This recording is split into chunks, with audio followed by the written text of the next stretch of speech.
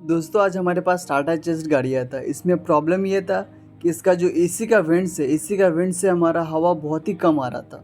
और दूसरा ये प्रॉब्लम आ रहा था कि गाड़ी का एसी रनिंग में छोड़ दे रहा था। गाड़ी का एसी गाड़ी के कुछ किलोमीटर चलने के बाद बिल्कुल काम करना बंद कर दे रहा था।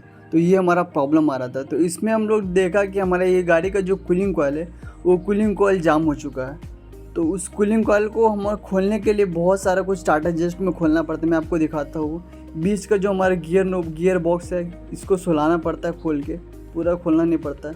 उसके बाद हमारा साइड का जो वायरिंग है, डैशबोर्ड से जुड़ा जितना वायरिंग है साइड से खोलना पड़ता है। ऊपर का जो ये फाइबर है प्लास्टिक, ये खोलना पड़ता है दोनों तरफ का, स्टीयरिंग के तरफ का और इसका तरफ का भी, दोनों तरफ का हमारा ये सब चीज़ खोलना पड़ता है। उसके बाद हमारा पूरा का पूरा डैशबोर्ड आ गया। ये सब सारा का सारा जैक खोलना पड़ता है। फिर वहाँ पे एक अर्थिंग होता है वो खोलना पड़ता है। उसके अलावा हमें गाड़ी का मीटर को भी खोलना पड़ता है। गाड़ी का मीटर को खोलने के बाद हमें मीटर का पीछे एक 12 नंबर बोल्टू होता है, उस बोल्टू को खोलने के लिए मीटर वूटर सब कुछ खोलना पड़ता है। उसके अलावा साइड का जो कवर होता है उस कवर को खोलना पड़ता है। और कवर के पीछे हमारा 2 बोल्टू होता है, डैशबोर्ड से जुड़ा 2 बोल्टू होता है। तो उसके अलावा इधर का हमारा जो भी वायरिंग है सारा कुछ खोलना पड़ता है। ये 2 जैक खुलता है साइड का, और उसका जो भी हमारा वायरिंग डैशबोर्ड से जुड़ा हुआ वो सारा का सारा वायरिंग खोलना पड़ता है। उसके बाद ही डैशबोर्ड खुलता है।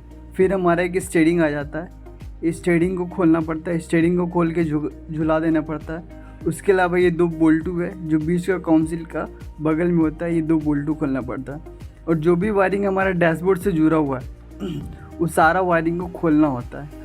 उसके बाद हमारा पूरा का पूरा डैशबोर्ड बाहर आ जाता है। और ये जो गियर बॉक्स है उस गियर बॉक्स को खोल के सुला दिया जाता है। तो आपको दिखाते हैं। और ये फिर हमारा ग्लव बॉक्स है, इस ग्लव बॉक्स को भी खोल के निकालना पड़ता है हमारा वो डैशबोर्ड को खोलने के लिए टाटा जस्ट में। इतना कुछ खोलने के बाद हमारा पूरा का पूरा डैशबोर्ड आएगा। और ये इस तरफ का है, पैसेंजर साइड का है। पैसेंजर साइड का भी साइड का कवर खोलना होता है। और उस तरफ भी हमारा 2 बोल्टू होता है जैसे हमारा ड्राइवर साइड का होता है। उसके अलावा हमें बाहर भी बहुत सारा कुछ खोलना होता है। बाहर में एसी का जो 2 पाइप होता है वो आपको मैं दिखाता हूँ कि बाहर में क्या क्या खोलना होता है। तो बाहर में जो हमारा जो हीटर लाइन है, 2 हीटर का जिसमें हमारा इंजन का गर्म कूलेंट सर्कुलेट करता है, उस हीटर लाइन को भी खोलना होता है। और फिर ये एसी का जो 2 पाइप है, एक सक्शन पाइप और एक हमारा लिक्विड पाइप जिस कंडेंसर से जो हमारा कूलिंग कॉइल में गैस सप्लाई करता है, तो इस एसी के पाइप को भी खोलना होता है। और हमारा कूलेंट जिसमें हमारा इंजन का गर्म कूलेंट सर्कुलेट करता है, ये सब कुछ खोलने के बाद हमारा पूरा का पूरा डैशबोर्ड बाहर आ जाता है। और उसके बाद हम गाड़ी का जो कूलिंग कॉइल होता है कूलिंग कॉइल को निकालते हैं। ये दोस्तों हमारा कूलिंग कॉइल है।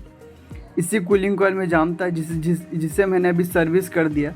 आपको दिखाते हैं हमारा कूलिंग कॉइल का सर्विस कैसे होता है। इस कूलिंग कॉइल के फिन में बहुत ज़्यादा गंदा बैठ गया था, इसलिए इसमें पहले हम केमिकल मारे। उसके बाद हमें पानी का प्रेशर से इस कूलिंग कॉइल को सर्विस किया। और सर्विस करने से हमारा कूलिंग कॉइल के फिन में जो भी गंदगी वगैरह था वो सारा का सारा क्लीन हो जाता है। और इस कूलिंग कॉइल को सर्विस कर देने से हमारा एसी का वेंट से हवा का फोर्स बढ़ जाता है। और जब हमारा गाड़ी के एसी का हवा बढ़ता है तो एसी का ठंडा भी ऑटोमेटिकली बढ़ जाता है। और दूसरा प्रॉब्लम गाड़ी के एसी जो रनिंग में हमारा छोड़ दे रहा था वो इस कूलिंग कॉइल का वजह से हो रहा था। जब इस कूलिंग कॉइल में काफ़ी ज़्यादा गंदगी बढ़ जाता है तो हमारा सेंसर ठीक से काम नहीं करता। दोस्तों कूलिंग कॉइल का टेम्परेचर को ईसीएम को बताने के लिए एक सेंसर लगा होता है, थर्मिस्टर सेंसर। ये थर्मिस्टर सेंसर ईसीएम को बताता है कि हमारा कूलिंग कॉइल के अंदर क्या टेम्परेचर है। जब इस कूलिंग कॉइल में काफ़ी ज़्यादा गंदगी भर जाता है उस वक्त हमारा ये सेंसर भी फॉल्ट करता है। जब ये सेंसर हमारा फॉल्ट करता है तो हमारा एसी रनिंग में काम करना बंद कर देता है।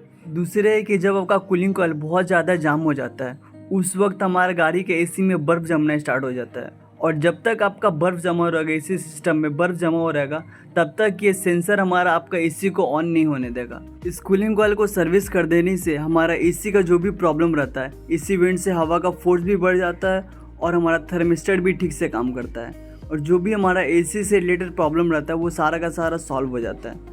इसके बाद जो कुछ भी हमने खोला था उस सारा चीज़ों को जैसे खोला था वैसे हम फिटिंग कर देते हैं। और फिटिंग करने के बाद इस मशीन के थ्रू हम लोग गैस चार्ज करेंगे। ये दोस्तों गैस चार्जिंग मशीन है। ये गैस चार्ज करने से पहले सिस्टम को अच्छे से वैक्यूमिंग करता है, जो भी एयर और गंदगी वगैरह रहता है उसको खींच लेता है। और उसके बाद कंप्रेसर तेल और लास्ट में हमारा एसी का गैस देता है। कंप्रेसर तेल को लुब्रिकेशन के लिए दिया जाता है। आज के लिए बस इतना ही दोस्तों। वीडियो अगर आपको इन्फॉर्मेटिव लगा होगा तो वीडियो को लाइक कीजिएगा और चैनल को सब्सक्राइब कर लीजिएगा ऐसे ही इन्फॉर्मेटिव वीडियो को पाने के लिए। धन्यवाद।